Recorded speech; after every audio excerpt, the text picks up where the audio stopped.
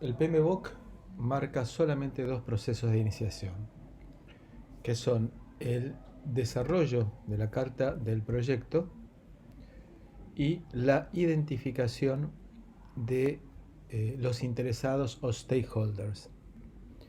Aquí, para interpretar este gráfico que lo vamos a utilizar a lo largo de todo el curso, vemos que en las columnas están los distintos procesos. El de iniciación, el de planificación, el de ejecución, monitoreo y control y por último el proceso de cierre.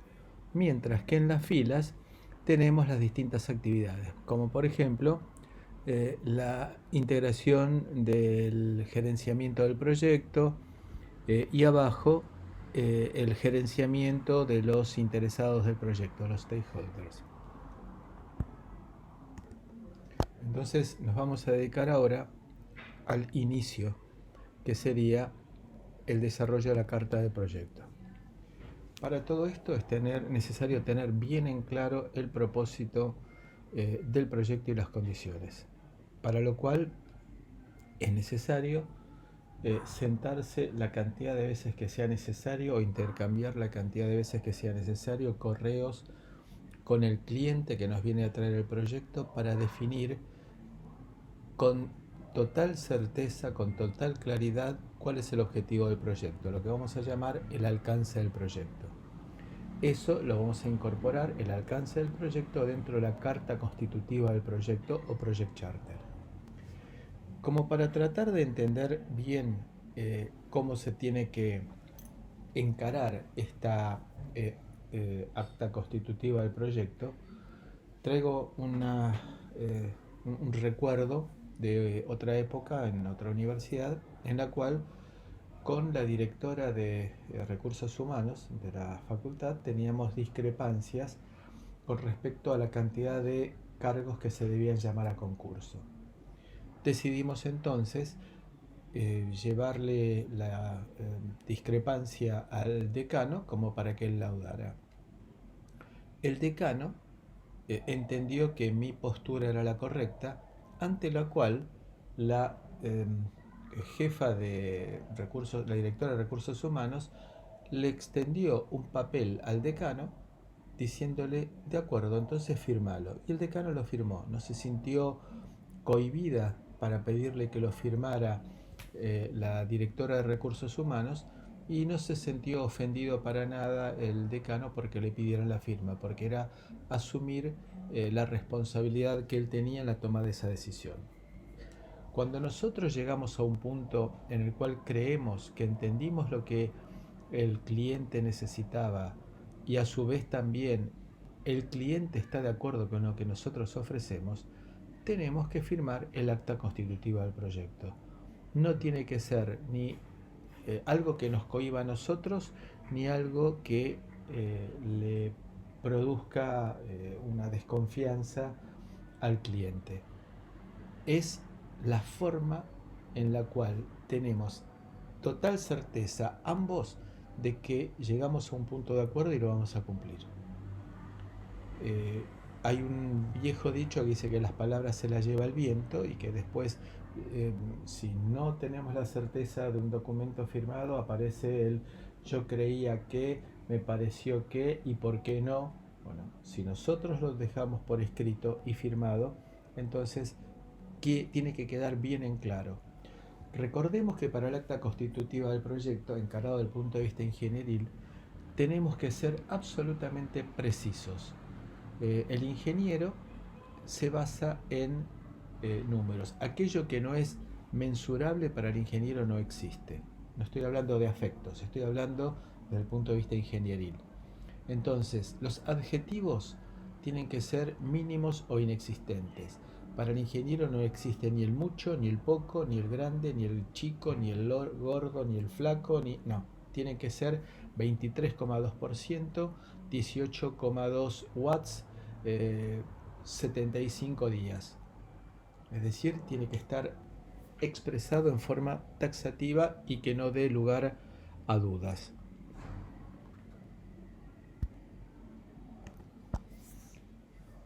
Después tenemos que ver quiénes están interesados dentro de la empresa y dentro en los alrededores del cliente como para incorporarlos como interesados, que vamos a hacer un análisis un poco más exhaustivo más adelante de lo que significa interesados. Entender por qué se hace el proyecto y ver cómo se inserta dentro de la organización. Entonces, por ejemplo, si nuestra organización se dedica a fabricar alimentos, entonces, ¿tiene sentido que incorporemos un proyecto de comunicaciones inalámbricas? En principio, parecería que no. Por supuesto que hay que ver si en una de esas la empresa en la cual estamos tratando de incorporar el proyecto tiene la visión de que su rubro principal está decayendo o necesita ampliarlo, o eventualmente eh, puede darse que quiera eh, verticalizarse y generar un sistema de control a distancia del equipamiento de las maquinarias con las cuales producimos alimentos. Entonces hay que ver cómo se inserta dentro de la estrategia de la organización, que tiene, por supuesto, sus normas, sus protocolos, y eso hay que respetarlos. Analizar cuál es la prioridad en relación con otros proyectos. Si la empresa está orientada a todo un conjunto de proyectos ya preestablecidos, nuestro nuevo proyecto probablemente no tenga sentido y por lo tanto quizá no tenga cabida, y no tiene sentido encararlo si sabemos que no va a tener el apoyo de la empresa. Y aparte, identificar al iniciador, que puede parecer gracioso, pero no es con la idea de crucificarlo si fracasa, sino ver que utilizarlo como elemento de consulta cuando haya puntos en los cuales tengamos dudas o no sepamos cómo seguir para adelante.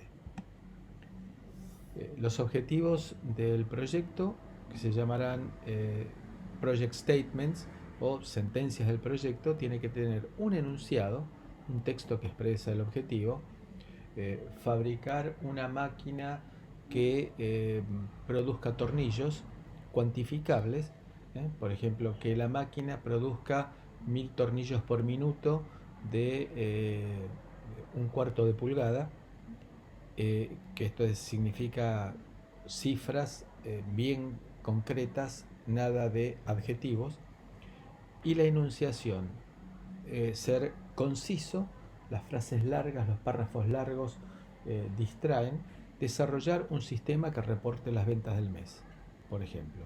Cuantificables. ¿Qué es lo que se quiere hacer? El contenido debe incluir los ítems vendidos, el importe total, los reclamos. Fecha objetiva: el sistema debe estar operativo el 18 de marzo a las 22 horas. Presupuesto: los gastos de desarrollo no pueden exceder los 400.000 pesos. La aprobación: el sistema tiene que ser aprobado por el vicepresidente y el gerente.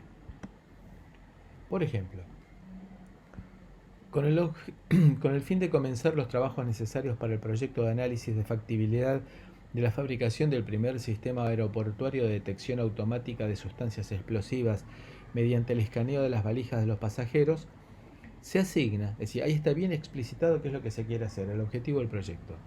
Se asigna este proyecto al señor José Alameda, el responsable, quien actuará como gerente del proyecto y de quien se espera que a la fecha de finalización del trabajo entregue la documentación técnica en la cual se expliciten los tiempos y costos necesarios de la fabricación de dicho sistema. Ahí está el objetivo bien claramente especificado como un entregable. Entonces, se dijo qué es lo que se quiere hacer, cómo se tiene que entregar el objetivo de este proyecto. A la fecha, el presupuesto estimado para el estudio de factibilidad es de 300.000 pesos y la fecha de finalización del mismo está estipulada para el 4 de agosto del año próximo. Sin más, lo saluda y ahí aparece quién es el que toma la decisión de arrancar este proyecto. Los interesados. Ahora estamos todavía en el proceso de iniciación. Estamos viendo si hacemos o no el proyecto, y en caso de hacer el proyecto, a quienes vamos a incorporar como interesados. Son aquellos que están vinculados e interesados con el proyecto y que se debe estudiar los roles, quiénes son las personas que lo van a hacer. El cliente, que va a ser el que va a probar el producto, es decir, aquel que va a venir a solicitarnos el producto y en definitiva quien va, quien va a dar la conformidad del producto, el sponsor, que puede ser el mismo cliente, u otra persona dentro de la organización del cliente, quien financia el proyecto y por lo tanto es la máxima autoridad, el usuario final, es decir, aquel que va a utilizar el producto que se vaya a generar, el champion, una alta autoridad que hará campaña por el proyecto. Aquí es interesante esto porque el champion es aquel que se va a poner el proyecto sobre el hombro, en las espaldas, y que cuando nos falte un suministro va a ir a buscar al encargado de proveerlo, de conseguirlo, de gestionarlo. Entonces el champion va a ser alguien que tenga poder de decisión y que tenga el poder de andar por los pasillos de la empresa y buscar el apoyo para tratar de resolver algún tipo de problema. Los drivers son aquellos colaboradores que participan en definir los objetivos del proyecto, es decir, que aquellos que nos aportan ideas o que nos clarifican o que nos discuten el proyecto como para lograr profundizarlo. Los supporters son aquellos que colaboran en la realización del proyecto y aportan recursos. El project manager es la persona con autoridad como para gestionar el proyecto, tiene autoridad y va a ser el responsable de llevar adelante el proyecto. Después vamos a ver la diferencia entre autoridad y responsabilidad. Y después están los integrantes del grupo, que son aquellos que transpiran y son las que llevan adelante el trabajo cotidiano del proyecto. Acá seguimos con el proceso de iniciación, las expectativas del cliente. Entonces, el cliente necesita, por ejemplo, algo tan simple como para amacar a los chicos un neumático colgando de una rama. Nosotros interpretamos los requerimientos de una manera, esto falta de definición para obtener realmente los requerimientos. Entonces, el marketing va a hacer que aparezca un super sillón colgado de la rama. Eh, la implementación no va a ser porque los requerimientos fueron inadecuados, el precio va a ser desesperante, el soporte va a ser totalmente insuficiente y sin documentación. Esto es típico, la documentación fracasa. Entonces, capturar los requerimientos son las bases imprescindibles para establecer las especificaciones. Es decir, entender claramente qué es lo que quiere el cliente como para poder explicitarlo, ponernos de acuerdo y recién después de esto tomar la decisión si lo hacemos o no lo hacemos.